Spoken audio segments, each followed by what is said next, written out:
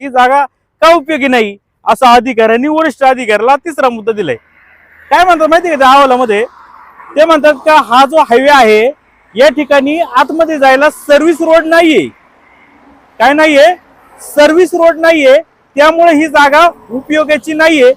तर म्हणजे आता हे सगळे व्हिडिओ मध्ये पहा जरा, आणि ह्या अधिकाऱ्याच्या मेंदूची खरंच क्यू करावी वाटते.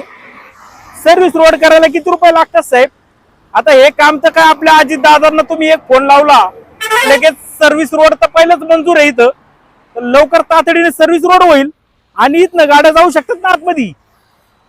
तर तुम्हाला नक्की मग परवानगी का भेटत नाही सर्व्हिस रोड करायची? हा खरा तर प्रश्न आहे. हा हायवेच्या कडेनी आतमध्ये जायला सर्व्हिस रोड नाही, त्यामुळं अडचण होईल वाहतुकीला असा विषय दिला जातो. आता एवढा मोठा हायवे आहे ना, आता कशी काय अडचण होईल हा देखील प्रश्न आहे.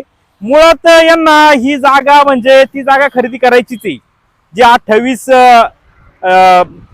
जी आहे कोटी रुपयाची 10 एकर जागा, काही करून ती जागा खरेदी करायची. म्हणून ही जागा कशी घाण आहे, ही जागा कशी खराब आहे यासाठी हा सगळा उद्योग चाललेला आहे.